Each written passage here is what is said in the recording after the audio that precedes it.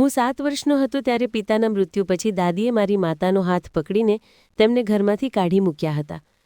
નાનાએ પણ માને ઘરમાં જગ્યા ન આપી અને અમે મા દીકરો રસ્તાના કિનારે બેઠા હતા. સમય જતાં મારા મગજમાં એ સવાલ સતત ઘૂમરાતો રહ્યો કે આખરે બધા મારી માને કેમ નફરત કરે છે.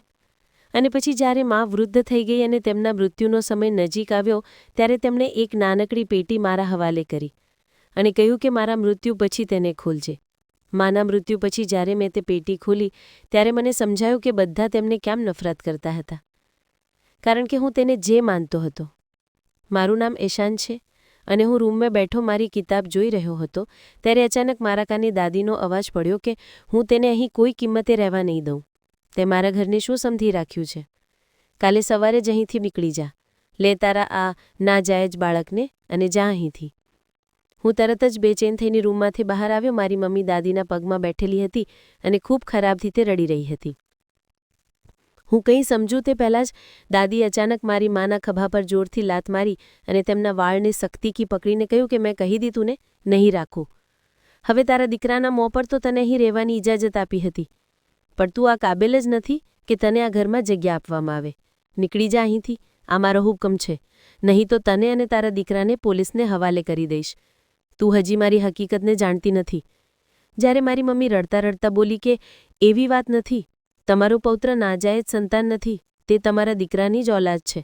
આવું ન કરો, તમારા લોકો સિવાય મારું કોઈ નથી. હું આખી જિંદગી અહીં નોકરાણી બનીને ગુજારી દઈશ, પણ આવો જુલમ ન કરો. ભગવાનના વાસ્તે હું તમારા આગળ હાથ જોડું છું. જ્યારે મારી દાદી એકવાર ફરીથી ચીસ પાડતા બોલી કે મારી સામે આ નકામી વાતો ન કર, નહીં તો મારાથી ખરાબ કોઈ નહીં હોય. ઊધી થા અને જા અહીંથી. હું તને અને તારા બાળકને અહીં રહેવા નહીં દઉં. આ વાત સારી રીતે તારા મગજમાં બેસાડી લે. કેમ નથી સાંભળતી મારી વાત? બહેરી થઈ ગઈ છે કે શું?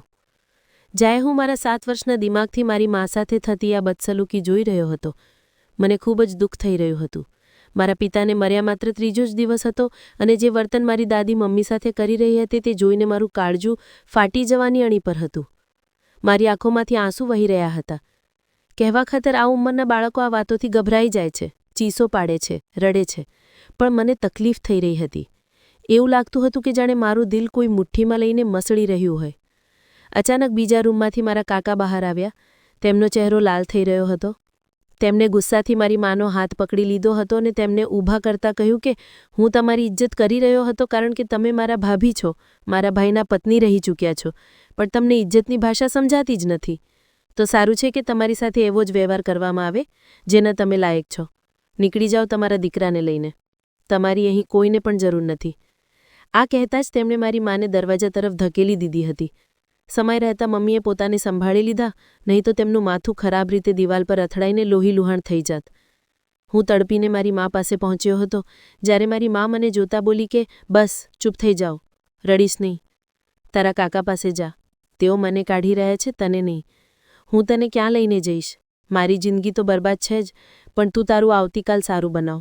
જા તારા કાકા અને દાદી પાસે. જ્યારે અચાનક મારી દાદી મને જોતા બોલી કે તને શું લાગે છે કે અમે આ નાજાયજ સંતાનને અમારા ઘરમાં પાડીશું? મારો દીકરો તારા બાળકને પ્રેમ કરતો હતો, પણ અમે નહીં. આ મારા માટે એક નાજાયજ છે. જા અહીંથી, નહીં તો આજે તારી બધી સચ્ચાઈ તારા આ દીકરા સામે ખોલીને રાખી દઈશ. પછી તું ક્યારેય આને પણ તારું મોઢું નહીં બતાવી શકે. મારી મા રડતા રડતા બોલી કે સારું, મને મારો સામાન સમેટી તું લેવા દો. હું મારા કપડાં અને થોડો જરૂરી સામાન લેવા માંગુ છું. આ રીતે મને ખાલી હાથે તું ન કાઢો. મારી પાસે કંઈ નથી.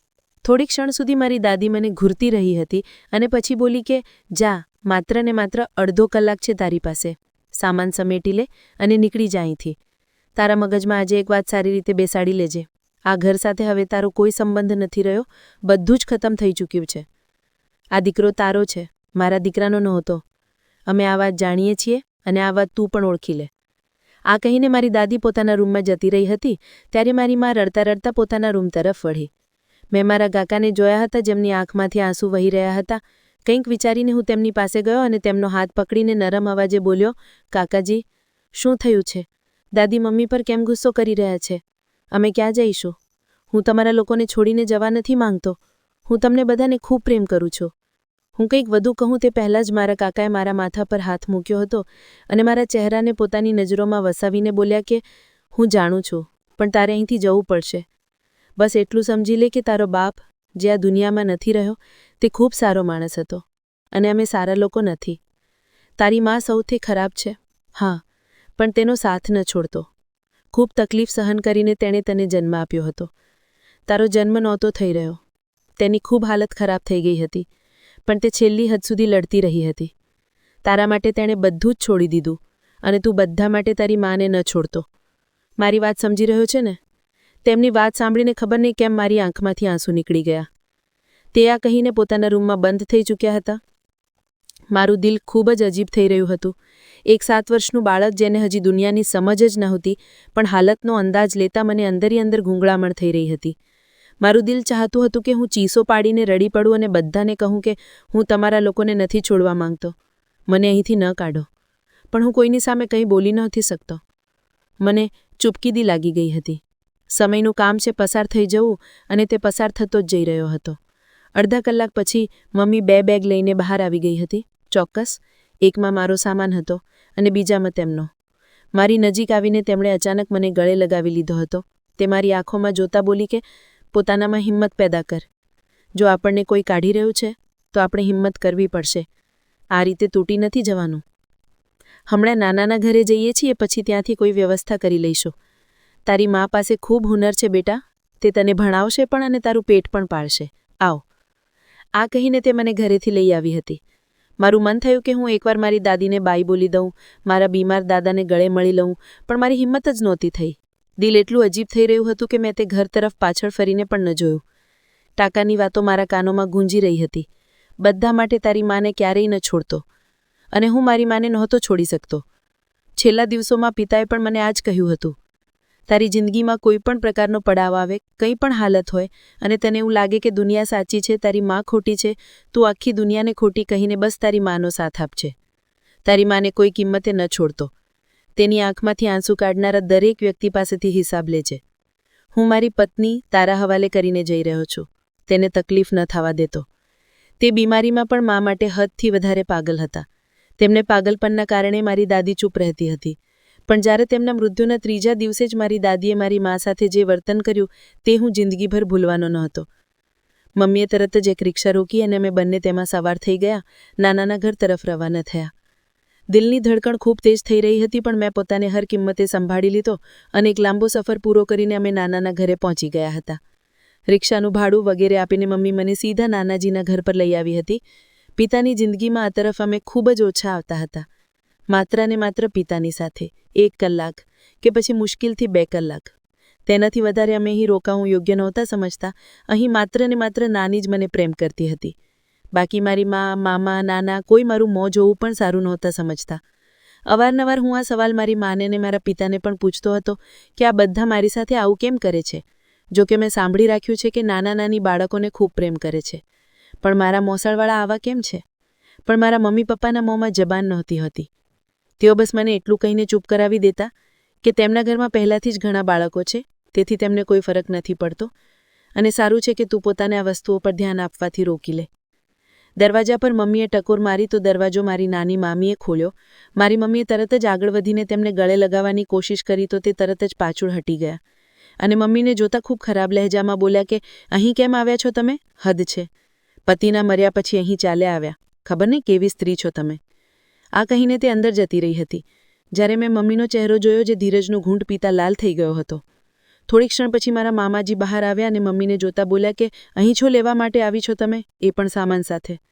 દિમાગ તો ઠીક છે તમારું? તમને શું લાગે છે કે અમે તમને ઘરમાં રહેવાની ઇજાજત આપીશું? કે મારી મમ્મી તરત જ બોલી કે મારી સાસુએ મને ઘરમાંથી કાઢી મૂકી. હું અહીં નહીં રહું, પણ મને થોડા દિવસની મહેતલ જોઈએ છે. હું મારું ઘર શોધી લઈશ. હું તો તમારી બહેન છું, કંઈક તો ખ્યાલ કરો. મામા કંઈક કહેતે પહેલાં જ મારી નાની આવી ગયા અને તડપીને મારી મમ્મીને મળ્યા. મારા ચહેરા પર તેમને જોતા જ સ્મિત આવી ગયું. હું હમણાં જ તરત તેમની તરફ જાત તેડે અચાનક રૂમમાંથી મારા કાકા બહાર આવ્યા અને મમ્મીને ખરાબ રીતે પાછળની તરફ ધકેલી દીધા. સમય રહેતા મમ્મીએ પોતાને સંભાળી લીધા, નહીં તો તે જમીન પર પડી જાત. મારા નાનાજી મમ્મીને જોતા બોલ્યા કે તને ઇજ્જતની ભાષા સમજાતી નથી? મારી વહુએ શું કહ્યું છે? જા અહીંથી. કેમ મોં ઉઠાવીને અહીં આવી ગઈ છો? મારી મમ્મી તરત જ તેમના આગળ હાથ જોડીને બોલી, આવું ન કરો પપ્પા, હું તમારી દીકરી છું, પણ હું હવે ફરીથી એવું કોઈ કામ નહીં કરું, પણ મારી સાથે આવું ન કરો. મારો નાનો બાળક છે. ભગવાન માટે બપ્પા પ્લીઝ મારું દર્દ સમજી લો. મારી પાસે હજી રહેવા માટે કોઈ જગ્યા નથી. મને અહીં માત્ર 1 અઠવાડિયું રહેવા દો. હું અહીં રહીને મારા માટે કોઈ જગ્યા શોધી લઈશ. અને હું વાયદો કરું છું, હું ક્યારે પણ તમારા લોકો પાસે કંઈ માંગવા નહીં આવો. પપ્પા, પ્લીઝ મારી તકલીફ સમજી લો. હું તમારા આગળ હાથ જોડી રહી છું. જ્યારે મારા નાના બોલ્યા, આ ઘરમાં તને માત્ર અને માત્ર તારા પતિના કારણે આવવા દેવામાં આવતું હતું અને તે મરી ચૂક્યા છે. તો તારા માટે દરેક દરવાજો બંધ છે. તું મારી સંતાન જરૂર છે. તારી તકલીફ મારી તકલીફ છે. પણ જે તકલીફો તે મને આપી છે, હું મરીને પણ ભૂલી શકતો નથી. તેથી સારું રહેશે કે અહીંથી ચાલી જા. હું તારા બાળક સામે કંઈક કહેવા નથી માંગતો. જો મેં મારું મોં ખોલી દીધું તો તું આને મોં બતાવવાને લાયક પણ નહીં રહે. જ્યારે મારી માં એકવાર ફરીથી રડતા બોલી કે પપ્પા, આવું કેમ કરી રહ્યા છો તમે? હું ગીડગીડાવી રહી છું તમારા સામે. આવું ન કરો. મારી સાસુએ મને કાઢી મૂકી. તમે મારા પોતાના છો. હું હાથ જોડી રહી છું તમારા આગળ. પ્લીઝ પપ્પા. મારા નાના અચાનક મારી માની નજીક આવ્યા હતા અને તેમની કાંડા પકડીને બોલ્યા, તારી કોઈ ઓકાત નથી મારી જિંદગીમાં. તું રોડ પર પણ રડી રહી હોઈશ તો પણ મને કોઈ ફરક નહીં પડે. હું એ સમય નથી ભૂલી શકતો જ્યારે હું એ જગ્યા પર ઊભો હતો જ્યાં તું છે. મેં પણ ખૂબ વિનંતીઓ કરી હતી, પણ તું તારી હરકતોથી બાજ ના આવી. તારી આ જ સજા છે કે તું દરની ઠોકરો ખા અને તેને કોઈ માથું છુપાવવાની જગ્યા ન મળે અને આ નાજાયજ ઔલાદ તારી સાથે આ જ રીતે બરબાદ થઈ જાય. આ કહેતા જ નાનાએ મમ્મીને ગલીમાં ધકેલી દીધી. સામાન ઉઠાવીને તેમણે ખરાબ રીતે ગલીમાં ફેંક્યો હતો. મને પણ કાઢવા લાગ્યા હતા, પણ હું પોતે જ ખામોશીથી બહાર જતો રહ્યો અને તેમણે અમારા મોં પર દરવાજો જોરથી બંધ કરી દીધો હતો. હું મારી મા પાસે બેઠો, ખરાબ રીતે રડી પડ્યો. તેમના હાથમાં સારો એવો ઘા આવ્યો હતો. ત્યાંથી આવતા જતા લોકો પસાર થતા અમને જોઈ રહ્યા હતા. મારી મા થોડીવાર સુધી જમીન પર જ બેઠી રડતી રહી અને પછી ઉઠીને તેમણે પોતાના બેગ સંભાળ્યા હતા અને મારા ચહેરા પર પ્રેમ કરતા બોલી, નહીં મારા બાળક, આ રીતે નથી રડતા. આ દુનિયા ખૂબ જાલિમ છે. તું કેમ આ રીતે રડીને પોતાને બરબાદ કરી રહ્યો છે? કોઈના માટે આંસુ ન વહાવ. હું છું ને તારા માટે. તારી ઢાલ બનીને જીવીશ. ભલે પોતાનું આપ બરબાદ કરી દઈશ, પણ તને ખુશીઓ આપીશ. મારા પિતાની વાત ક્યારેય સાચી નહીં થાય. હું તને બરબાદ નહીં થવા દઉં. હું હજી જીવતી છું. આ કહેતા જ તેમણે ગલીમાં મને ગળે લગાવી લીધો હતો. તેમની તકલીફ જોઈને ખબર નહીં કેમ મારી આંખોમાંથી પણ આંસુ નીકળી આવ્યા, પણ મેં પોતાને સંભાળી રાખ્યો હતો. અમે બંને મા દીકરો સામાન લઈને હવે મેઇન રોડ પર આવી ગયા હતા. મારી મા પસાર થતી ગાડીઓને જોતા તકલીફથી બોલી કે મને કંઈ સમજ નથી આવી રહ્યો. હવે અમે ક્યાં જઈશું? તારી દાદીનું ઘર અને તારા નાનાનું ઘર, બંને દરવાજા મારા પર બંધ કરી દેવાયા. હું શું કરું? થોડીવાર સુધી તે ખામોશીથી પસાર થતી ગાડીઓને જોતી રહી અને પછી મને જોતા બોલી, કોઈ મંદિર જઈએ છીએ. ત્યાં થોડો સમય રોકાઈ જઈશું. તારા પિતા પણ ઉપરથી જોઈ રહ્યા હશે કે તેમના ગયા પછી આ દુનિયા અમારા પર કેટલો જુલમ કરી રહી છે, અમારા માટે કેટલી તકલીફ ભરી રહી છે. જ્યારે મારા નાનકડા દિમાગ પર માત્ર એક જ વાત સવાર થઈ રહી હતી કે આખરે મારી માએ એવું શું કર્યું છે કે મારા નાના અને મારી દાદી આ રીતે વ્યવહાર કરી રહ્યા છે? જો મારી મા ખોટી છે તો મારા પિતા તેમનો સાથ કેમ આપતા હતા? તેમને આટલો પ્રેમ કેમ કરતા હતા? મેં જ્યારથી હોશ સંભાળ્યું હતું, મારા પિતાને મારી માને પ્રેમ કરતા જોયા હતા. ક્યારેક તેઓ તેમના બળેલા હાથ પર મલમ લગાવી રહ્યા હોય, તો ક્યારેક તેમના વાળને પોતાના હાથોથી સંવારી રહ્યા હોય, ક્યારેક તેમના પગ દબાવતા, ક્યારેક તેમના બદલે વાસણ ધોઈ રહ્યા હોય. અવારનવાર મારી દાદી તેમના પર ગુસ્સો પણ કરતી હતી કે તું તો જોરુનો ગુલામ છે, પોતાની પત્નીના પલ્લુથી બંધાયેલો છે. જ્યારે મારા પિતા હંમેશા પોતાની માની વાતો હસીને સહન કરી લેતા હતા. તે મને આટલો પ્રેમ કરતા હતા, પણ આ બધા મારી માની વિરુદ્ધ કેમ હતા? શું મારી મા ખોટી છે કે પછી આ દુનિયા? મને કંઈ સમજ નથી આવી રહ્યું હતું. મારી મમ્મીએ એકવાર ફરીથી નાનાના ઘરના દરવાજાને જોયો અને મને લઈને મંદિર પહોંચી ગઈ. ત્યાં અંદર દાખલ થતાં મારી નજરો બધી જગ્યાએ જઈ રહી હતી. ત્યાં થોડા લોકો ભેગા હતા જે પોતાનામાં જ મગ્ન હતા. મેં વિચાર્યું પણ નહોતું. ખબર નહીં મારા દિલને કેમ એક ક્ષણ માટે કંઈક થયું કે મારા પિતા આટલી જલ્દી અમને છોડીને કેમ ચાલ્યા ગયા. આ વિચારીને જ મારી આંખોમાંથી આંસુ નીકળી ગયા હતા. આજે આખો દિવસ હું ખૂબ જ વધારે રડ્યો હતો પિતાને યાદ કરીને. અચાનક જ મારી મા ઘૂંટણીએ જમીન પર ઢળી પડી અને પછી જે તેમણે રડવાનું શરૂ કર્યું, મારા રોવાટા ઊભા થઈ ગયા. મારી માની ચીસો આખા મંદિરમાં ગૂંજી રહી હતી. હું તેમને સંભાળવા માંગતો હતો, તેમને ચૂપ કરાવવા માંગતો હતો, પણ મારી હિંમત જ નથી થઈ રહી. હું બસ મમ્મીને જોઈ રહ્યો હતો. થોડી ક્ષણ પછી મારી માએ પોતાનો આંસુથી ભીંજાયેલો ચહેરો ઉઠાવ્યો અને તડપીને બોલી, જાણે તે પિતા સાથે વાત કરી રહી હોય. હરીશ, હું બરબાદ થઈ ગઈ છું. જુઓ, મારી પાસે કંઈ નથી બચ્યું. રહેવા માટે જગ્યા નથી. આ દુનિયા મારા પર આટલો જુલમ કરી રહી છે. હરીશ, તમે ક્યાં ચાલ્યા ગયા કે તમને દયા નથી આવી રહી તમારી પત્ની પર? મારા હાલ પર તમે બેચેન નથી થઈ રહ્યા? તમે આમ કેવી રીતે મને એકલી છોડીને જઈ શકો છો? મરતા પહેલાં એકવાર મારા વિશે તો વિચારી લેતા. આ દુનિયા મારા માટે નથી. મને તમારો સાથ જોઈએ. હું કેવી રીતે સૂઈશ? મારું ઓશિકું તો તમે હતા, મારો સહારો તમે હતા, મારું બધું જ તો તમે જ હતા. મારું કંઈ નથી બચ્યું. હું બરબાદ થઈ ગઈ છું. ભગવાન માટે તમે પાછા આવી જાઓ, નહીં તો હું મરી જઈશ. અમારો દીકરો તબાહ થઈ જશે. મારા પિતાએ કહ્યું છે કે મારો દીકરો નાજાયજ સંતાન છે અને મારી જેમ તબાહ થશે, પણ હું આવું નથી થવા દઈ શકતી. આ આપણી ઓલાદ છે ને હરીશ, કંઈક કરો. તમે તમારી માના સપનામાં આવીને તેમને કહો કે એમને રહેવા માટે જગ્યા આપી દે. હરીશ, ભગવાન માટે. હું ખૂબ ધ્યાનથી તેમને જોઈ રહ્યો હતો. મમ્મીની તકલીફ જોઈને ખબર નહીં કેમ મારામાં અજીબ હિંમત પેદા થઈ ગઈ હતી અને મેં મારી માના ખંભે હાથ રાખીને બોલ્યો. થોડી ક્ષણ માટે હું ખામોશ રહ્યો અને પછી તડપીને બોલ્યો, બસ મમ્મી, ચૂપ થઈ જાઓ. પપ્પા રડી રહ્યા હશે. તે તમારી તકલીફ સહન નથી કરી શકતા. તેમને તમે તકલીફ ના આપો આટલું રડીને. તમે જાણો છો ને, તમને જરા સરખી તકલીફ થતી હતી તો પપ્પા તડપી ઉઠતા હતા. તમે ચૂપ થઈ જાઓ. તે તમને જોઈ રહ્યા છે. તે તમારી વાતો સાંભળીને અંદરને અંદર બેચેન થઈ રહ્યા છે. તેમને આટલી તકલીફ ના આપો. તે જઈ ચૂક્યા છે. મારી વાત સાંભળીને મારી માં પલટી ગઈ અને મને હેરાનીથી જોવા લાગી. કદાચ તેમને અંદાજો ન હતો કે હું આવા શબ્દ બોલી શકું છું. થોડી ક્ષણ સુધી તે મને ખામોશ નજરોથી જોતી રહી અને પછી અચાનક જ તેમણે મને પોતાના ગળે લગાવી લીધો હતો અને રડતા બોલી કે આવી વાતો ન કર. હું મરી જઈશ. હું તને આટલી નાની ઉંમરમાં સમજદાર નથી કરવા માંગતી. તું બસ તારું બાળપણ જીવજે. તારી માં બધું કરશે, ઝાડુ લગાવશે, પોતું વગેરે બધું કરીશ, પણ તને સુકૂનની જિંદગી આપીશ. એ તારી માનો તને વાયદો છે. ઘણીવાર સુધી હું અને મારી માં રડતા રહ્યા હતા અને પછી અમે ત્યાંથી નીકળીને એક ખૂણામાં ઊભા રહી ગયા. હવે મમ્મી બેચેનીથી ચારે તરફ નજર દોડાવી રહી હતી. મને તેમનો વ્યવહાર બિલકુલ સમજ નહોતો આવી રહ્યો. આખરે તે કરવા શું માંગતી હતી? થોડી ક્ષણ પછી તે મને જોતા બોલી, આજે હું જે કરવાની છું, બસ તું તારી આંખો બંધ કરી લેજે. મને વિશ્વાસ છે મારો દીકરો મારી મજબૂરી સમજશે. આ કરવું જરૂરી નથી, નહીં તો ક્યાંય ના નહીં રહીએ. આ કહીને તેમણે અચાનક એક ગાડીને રોકી હતી અને પછી તેની બારી પર ઊભા રહીને કંઈક વાત કરવા લાગી. હું બસ ખામોશ નજરોથી તેમને જ જોઈ રહ્યો હતો. થોડી ક્ષણ પછી ખબર નહીં તે માણસે હું શું કહ્યું હતું કે મારી માં મારી પાસે આવી અને મને જોતા બોલી કે આજની રાતની વ્યવસ્થા થઈ ગઈ. તું આવી જા. સવાર સુધી આપણું ઘર થઈ જશે. ઠીક છે? આ કહીને તે મને આ ગાડીની અંદર બેસાડી ચૂકી હતી. તે બે માણસો હતા જે મારી માને કાચમાંથી સતત જોઈ રહ્યા હતા. મને કંઈ સમજ નથી આવી રહી કે આ બધું શું મામલો છે. પછી એક લાંબા સફર પછી અમે એક હોટેલ પહોંચ્યા હતા. ગાડીમાંથી ઉતરીને એક પુરુષ મમ્મી પાસે આવ્યો અને તેમને જોતા બોલ્યો કે અમે 2 રૂમ બુક કરી રહ્યા છીએ. એકમાં તમારો દીકરો રહેશે અને એકમાં અમે. જ્યારે મેં મમ્મીને બેચેન નજરોથી જોઈ હતી, જે માથું ઝુકાવીને ઊભી હતી. થોડી ક્ષણ પછી તે લોકો અમારી પાસે આવ્યા અને અમને બીજા માળ પર લઈ ગયા હતા.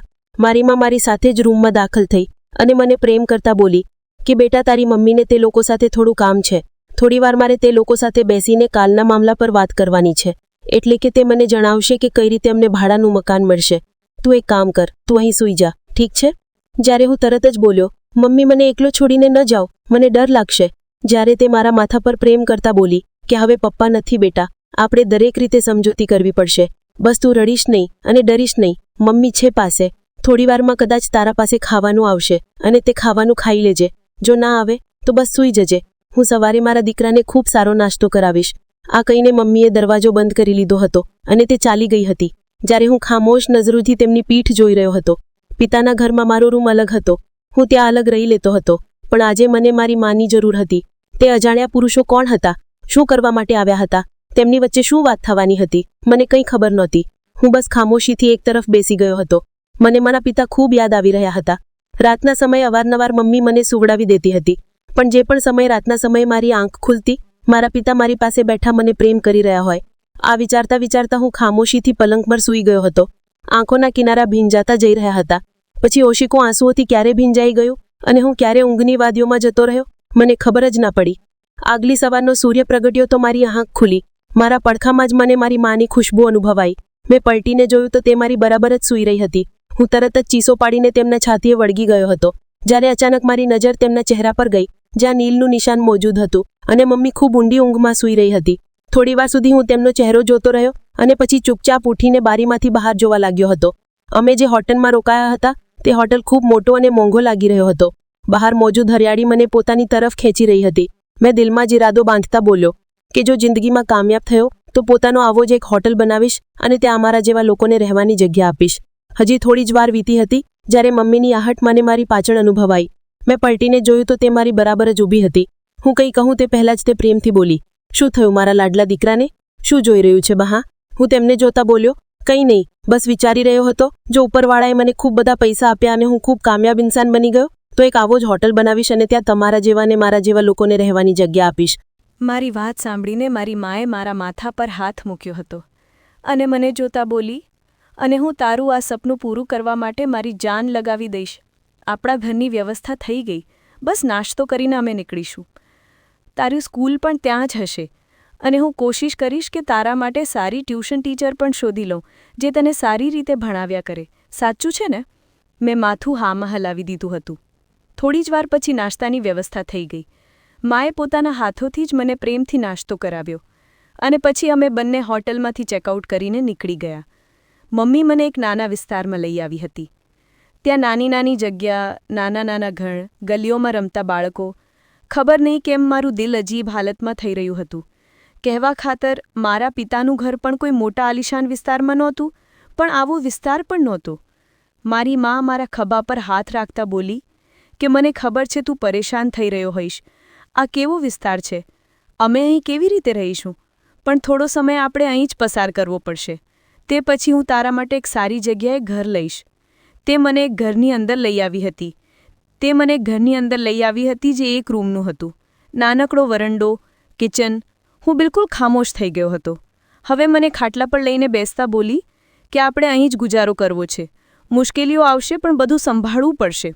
હું એકદમથી બોલ્યો, "આ ઘર તમને કેવી રીતે મળ્યું? શું તમે રાત્રે આ જોવા આવી હતી?" જ્યારે તે માથું નામાં હલાવતા બોલી, "બસ કોલ પર જ બધી વાતો થઈ છે. તે અંકલ હતા ને, તેમણે જ મને આ ઘર અપાવ્યું છે. હવે બસ આપણે કામ કરવું પડશે અને મહિને મહિને ભાડું આપવું પડશે. તું કોઈ વસ્તુની પરવા ના કર. બસ તું તારા અભ્યાસ પર ધ્યાન આપજે. મેં ખબર કરાવી છે, અહીં એક સ્કૂલ પણ છે, નાની સ્કૂલ છે, પણ મારો બાળક ભણશે લખશે તો તેને કામયાબી મળી જશે." જ્યારે હું કંઈ ન બોલ્યો, મારું દિલ ખૂબ ઉદાસ થઈ ગયું હતું. મને આ ઘર, આ વિસ્તાર બિલકુલ પસંદ ના આવ્યો. સમયની ગતિ ન ક્યારેય રોકાઈ શકી છે અને ના ક્યારેય રોકાશે. મમ્મી આખો દિવસ લગાવીને આખું ઘર સેટ કરી લીધું હતું. સાંજ સુધી મમ્મી કિચનમાં ઊભી રહીને જમવાનું બનાવવાનું પણ શરૂ થઈ ગઈ હતી. હું થોડો હેરાન પણ થઈ રહ્યો હતો કે દાદીએ માત્ર અમને સામાન લઈ જવાની ઇજાજત આપી, પણ મમ્મી પાસે પૈસા ક્યાંથી આવ્યા? મારું મન થયું કે તેમને આ સવાલ પૂછી લઉં, પણ મારી ઉંમર એટલી ઓછી હતી કે હું આ તરફ ધ્યાન ના આપી શક્યો. થોડી જ વાર પછી તે જમવાનું બનાવીને રૂમમાં આવી ગઈ. રૂમમાં કોઈ ખાસ સામાન નહોતો, બસ એક કબાટ અને એક ચટાઈ પાથરેલી હતી. માથા પર એક પંખો લાગેલો હતો. તેનાથી વધારે રૂમમાં કંઈ પણ મોજૂદ નહોતું. તેમણે મને પોતાના હાથોથી જમવાનું ખવડાવ્યું અને અમે બંને મા દીકરો આ ચટાઈ પર ઊંડી ઊંઘે સૂઈ ગયા હતા. આગલી સવારનો સૂર્ય ખૂબ તેજ ચમકી રહ્યો હતો. મમ્મી મને લઈને સીધા નજીકની સ્કૂલ આવી. ત્યાં મારી વાતચીત કરીને મને બેસાડી દીધો અને પોતે જોબની શોધમાં નીકળી ગઈ. આખો દિવસ હું ઘરે એકલો જ રહ્યો.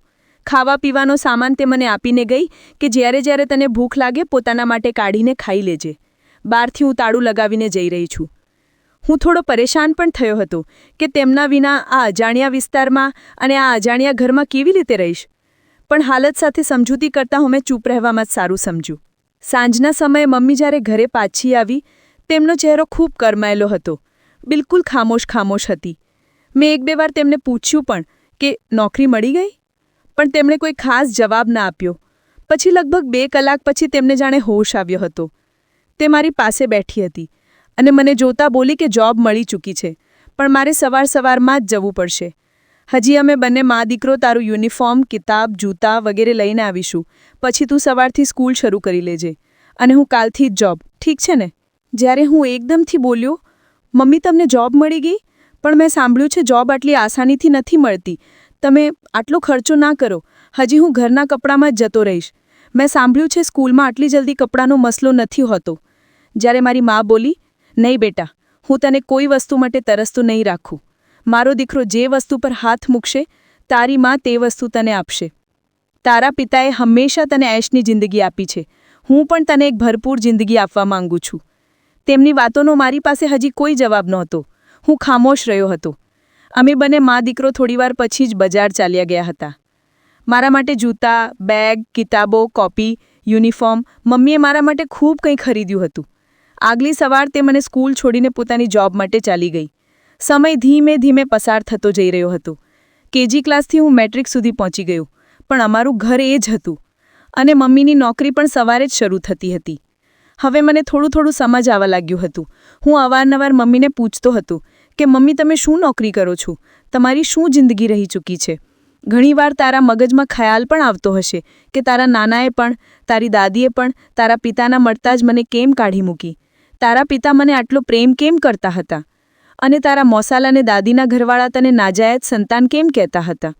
મેં માથું હામાં હલાવી દીધું હતું.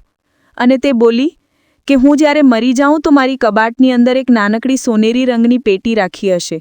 મેં તેમાં મારી આખી જિંદગી લખીને બંધ કરી દીધી છે. જ્યારે તું તેને ખોલીશ તો તને ખબર પડી જશે કે તારી માં કોણ હતી, શું કરતી હતી, શું જોબ હતી, કેમ તેને આ પ્રકારના જુલ્મ સહન કરવા પડ્યા, કેમ મને કાઢી મૂકવામાં આવી, કેમ મારી સાથે કોઈએ કોઈ સંબંધ ના રાખ્યો. તે કહેતી જ જઈ રહી હતી અને તેમની આંખોમાંથી આંસુ વહી રહ્યા હતા. જ્યારે હું બસ ખામોશીથી તેમને સાંભળી રહ્યો હતો. તે બોલી કે કદાચ મારી પાસે આ અઠવાડિયું છે અથવા મહિનો, હું આ દુનિયામાંથી વિદાય લઈ જઈશ. મારા મર્યા પછી તું તારું ખૂબ ખૂબ ખ્યાલ રાખજે. મારું બેંક પૈસાથી ભરેલું છે. મેં એટલા પૈસા જોડી લીધા છે કે મારા ગયા પછી મારો દીકરો તે પૈસાના થકી પોતાનું ઘર પણ લઈ શકે છે, પોતાનું બિઝનેસ પણ શરૂ કરી શકે છે. તું આ પેટીને જ્યારે ખોલીશ તો તને તેમાં ચેક પણ મળી જશે. તું આસાનીથી તે પૈસા કાઢીને પોતાની જિંદગી શરૂ કરી શકે છે. મારા ગયા પછી તું રડીશ નહીં. બસ એટલું કરજે કે ઉપર આકાશ તરફ જોતા હસતો રહેજે. મારા દિલને સુકૂન મળતું રહેશે. તેનાથી વધારે કંઈ નહીં કહું. મેં એકદમથી મારી માને ગળે લગાવી લીધી હતી અને રડતા બોલ્યો કે નહીં મમ્મી, ભગવાન ના કરે કે તમને કંઈ થાય. તમારું પડછાયો મારા માથા પર હંમેશા આમ જ રહે. ભગવાન માટે તમે આવી વાતો ના કરો. મારું દિલ ફાટી જશે, કારણ કે તમારા સિવાય મારું છે કોણ? જ્યારે મારી માએ કોઈ જવાબ નહોતો આપ્યો. હું તેમનો ખૂબ ખ્યાલ રાખવા લાગ્યો, પણ તેમણે બિલકુલ સાચું કહ્યું. માત્ર એક અઠવાડિયા પછી તે આ દુનિયા છોડીને ચાલી ગઈ અને હું બિલકુલ ખાલી હાથે રહી ગયો. એવું લાગતું હતું જાણે મારી દુનિયા જ ખતમ થઈ ગઈ. મારી પાસે કંઈ નથી બચ્યું. હું ખૂબ રડ્યો. મેં તેમને વળગીને ખૂબ આંસુ વહાવ્યા, પણ તે ના ઉઠી. મને તે સમય યાદ આવી રહ્યો હતો જ્યારે હું 7 વર્ષનો હતો અને મારી મા મને ખોળામાં લઈને ઘરેથી નીકળી ગઈ. એકલી, તન્હા, લાચાર અને રડતી. મારા મિત્રોએ, મારા કામવાળાઓએ, મોહલ્લાવાળાઓએ મળીને મારી માના અંતિમ સંસ્કારમાં સાથ આપ્યો. મેં ના મારા નાનીના ઘરવાળાઓને જણાવ્યું અને ના દાદીના ઘરવાળાઓને જણાવ્યું કે મારી મા મરી ગઈ છે. શું ફાયદો આવા લોકોને જણાવીને, જેમણે જીવતા જીવ ના પૂછ્યું? સમય ધીમે ધીમે પસાર થતો જઈ રહ્યો હતો. આ ઘર મને કાપવા દોડતું હતું. હવે હું બિલકુલ એકલો થઈ ગયો. બરાબર એક અઠવાડિયા પછી મને માની વાત યાદ આવી. તે સોનેરી પેટી. કંઈક વિચારીને મેં તેમની કબાટ ખોલી અને જ્યારે મેં તે પેટીને ખોલી તો એક ક્ષણ માટે હું હેરાન થઈ ગયો. તેમાં ઘૂઘરા રાખેલા હતા, એક ચેક મોજૂદ હતો અને પત્ર મોજૂદ હતો. મેં પત્ર કાઢીને ખોલ્યો અને જેમ જેમ હું તે વાંચતો જઈ રહ્યો હતો, મારી આંખોમાંથી ટપટપ આંસુ વહેવાનું શરૂ થઈ ગયા. તેમાં લખેલું હતું કે, હું જાણું છું જ્યારે તું આ પત્ર ખોલીને વાંચી રહ્યું હોઈશ, હું દુનિયામાં નહીં હોઈશ. આ પત્ર મેં મારી જિંદગીના છેલ્લા હિસ્સામાં લખ્યો. તું મારી આખી દુનિયા છે. તને ખૂબ પ્રેમ કરું છું. મેં તારી ખાતર એકવાર ફરીથી આ ગંદકીને પસંદ કરી જેનાથી તારા પિતાએ મને કાઢી હતી. હું એક નાચવાવાળી હતી, કોઠા પર રહેવાવાળી. લોકો મારા હુસ્નના દીવાના હતા. જો તું બદનામ ગલીમાં ક્યારે ગયો અને તારી માનું નામ લીધું તો લોકો તને તારી માના કિસ્સાઓ સંભળાવશે, પણ હું તને કસમ આપીને મરી રહી છું, તું ત્યાં ક્યારે ન જતો, ક્યારે પણ નહીં. મેં મારી આખી જિંદગી આમ જ ગુજારી દીધી. જે પૈસા મેં કમાયા તે તારા માટે રાખ્યા છે. હા, જાણું છું, તારા માટે પૈસા જરૂરી નથી, પણ યાદ રાખજે, મેં તારા માટે ખૂબ સપના જોયા હતા. મને વિશ્વાસ છે મારો દીકરો આ પૈસાના થકી કારોબાર જરૂર શરૂ કરશે અને તેનો કારોબાર ઈમાનદારીથી લઈને ચાલશે. મેં ક્યારેય કોઈ પુરુષનો પલંગ નથી સજાવ્યો. તને તારા નાના નાની અને દાદીના ઘરવાળા જે નાજાયજ કહે છે તે એટલા માટે કહે છે કે હું તારા પિતાની સાથે લગ્ન પહેલાં જ સંબંધમાં આવી ગઈ હતી અને તું આ દુનિયામાં આવી ગયો હતો જ્યારે અમે લગ્ન કરી લીધા હતા.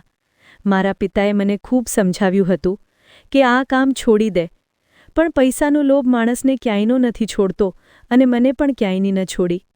તારા પિતાએ મને પસંદ કરી હતી અને પછી તે પ્રેમ કરી બેઠા હતા. આખી દુનિયા મારો સાથ છોડી ચૂકી હતી, પણ તારા પિતાએ ન છોડ્યો.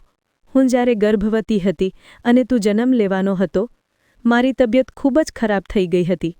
ડૉક્ટરે ના પાડી દીધી હતી કે અમે બાળકને જન્મ નથી આપી શકતા, પણ મેં હિંમત ન હારી હતી અને હું તને દુનિયામાં લાવી, માત્ર એ જ વિચારીને કે મારો દીકરો મારા જેવો નહીં હોય, તે પોતાના બાપ જેવો હશે, ઈમાનદાર અને એક સારો ઇન્સાન. મને માફ કરી દેજે, હું તારા માટે કરોડનો ચેક છોડીને જઈ રહી છું. ભગવાન તારી સાથે છે. આગળ તેમનું નામ લખેલું હતું. મેં તેમના ઘૂઘરાને હાથમાં લીધા અને મારું માથું તેના પર મૂકીને ખૂબ રડ્યો. ચેક પર નજર ગઈ તો મારી હાલત વધુ ખરાબ થઈ ગઈ. મને આજે સમજાયું હતું કે મારી માને બધા આટલી વધારે નફરત કેમ કરતા હતા. ઘણીવાર રડ્યા પછી હું ખામોશીથી ત્યાં જ બેસી ગયો. જિંદગી ખૂબ અજીબ છે. ઇન્સાન કોણ છે, શું કરી રહ્યો છે, તેને કંઈ ખબર નહીં. અને પછી મેં તેમના પૈસાથી મારો કારોબાર શરૂ કર્યો. આજે હું કારોબારને બુલંદી પર લઈ ગયો છું, પણ મને એ સુકૂન નથી મળતું, એ રાહત નથી નસીબ થતી જે મને મારી માની સાથે હતી.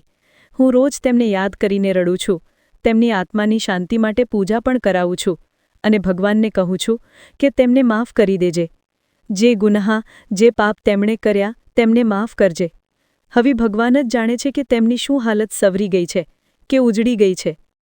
તે દિવસથી લઈને આજ સુધી મેં પોતાને ક્યારે પહેલાવાળો નથી જોયો. ભલે દુનિયા મને કેટલો પણ કામયાબ કહે, કેટલો પણ મોટો બિઝનેસમેન ઊભો થઈ જાય, મારા અંદર એક અજીબ ખાલી જગ્યા હતી જે કોઈ પણ ભરી ન શક્યું. માના મૃત્યુએ મારા અંદર જાણે બધું તોડી દીધું હતું. હું અવારનવાર રાતના તે સમયે તે સોનેરી પેટી પાસે બેસી જતો.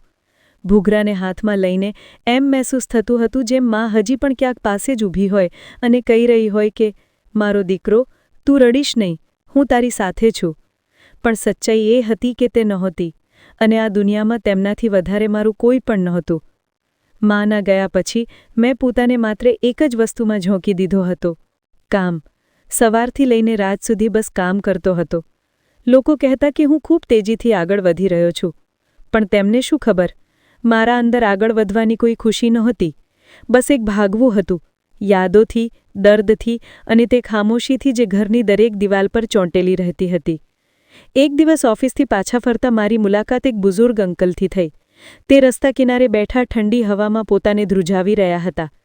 કપડાં કરચલીવાળા, શરીર કમજોર અને ચહેરો એવો જાણે ઘણી રાતોથી ઊંઘ અને ખાવાનું બંનેથી દૂર હોય.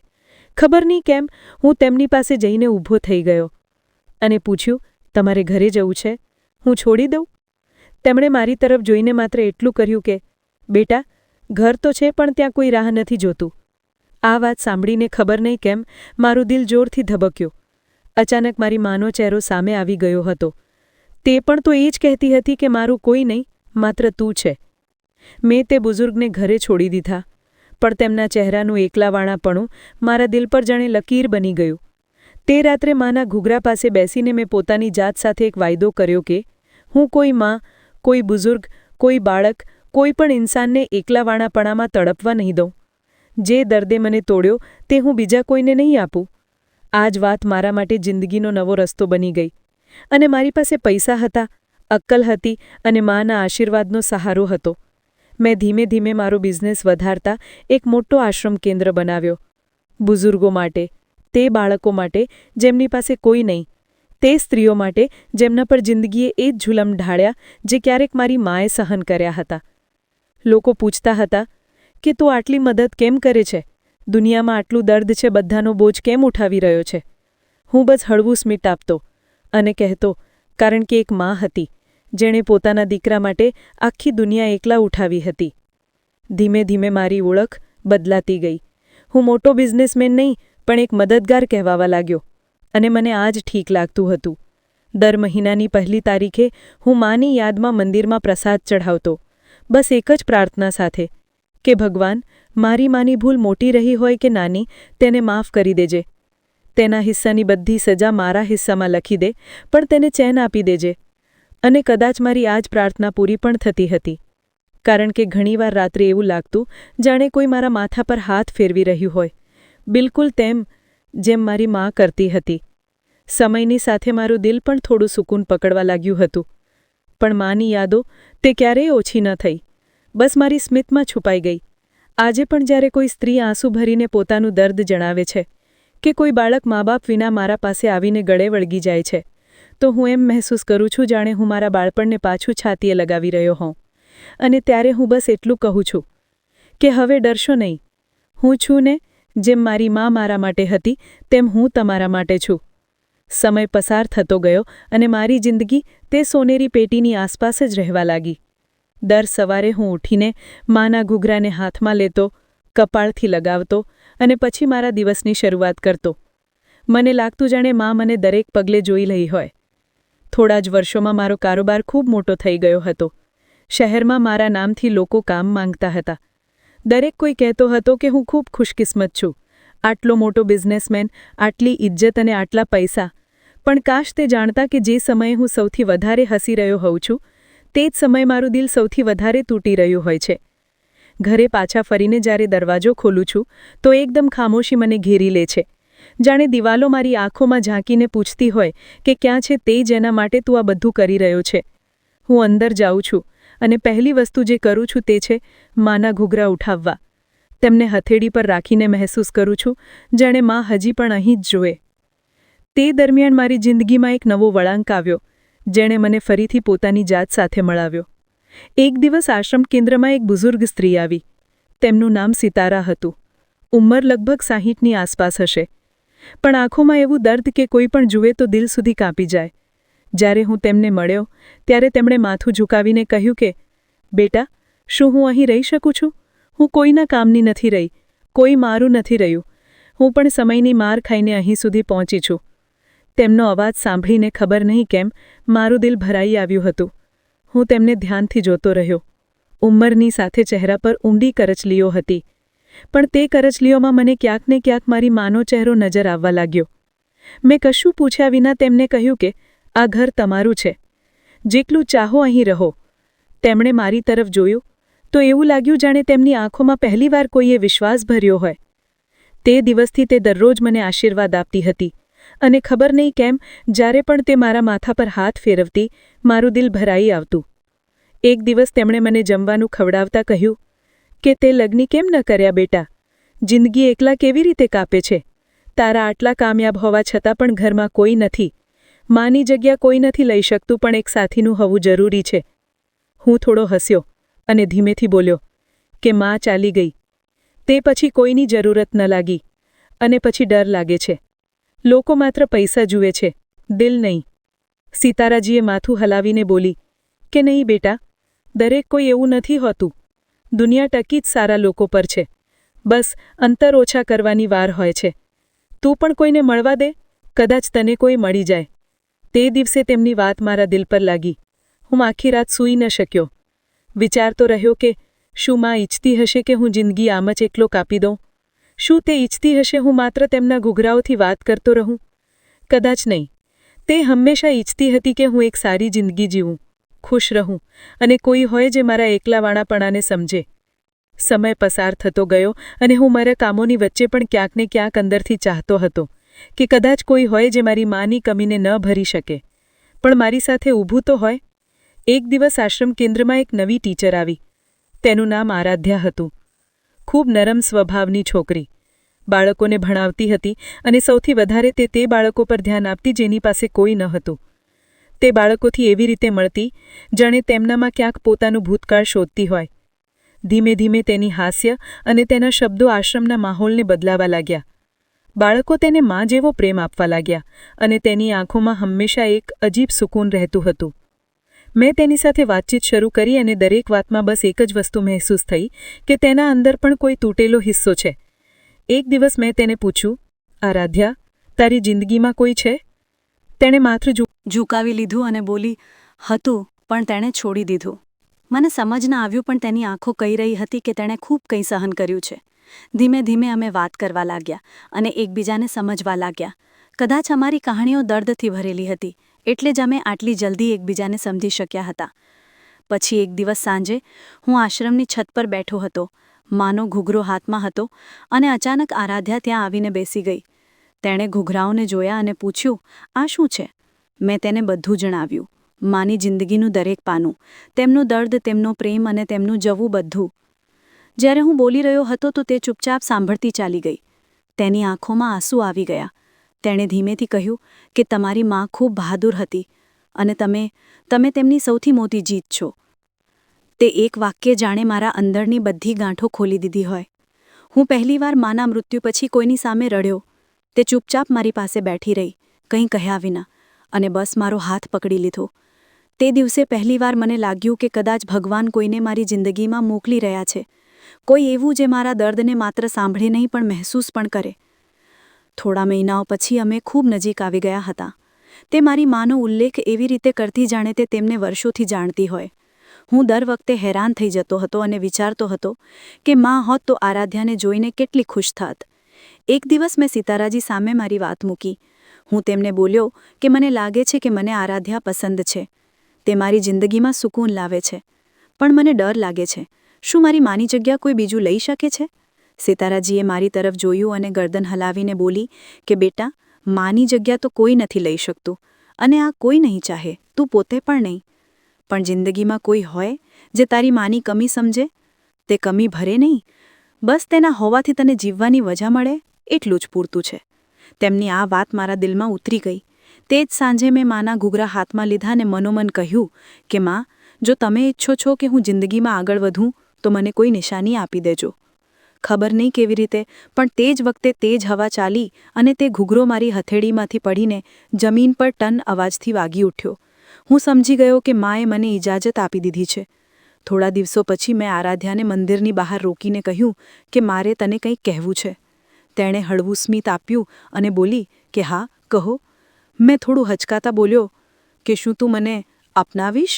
મારા આખા ભૂતકાળ સાથે, મારી માના દર્દ સાથે, મારી તૂટેલી જિંદગી સાથે.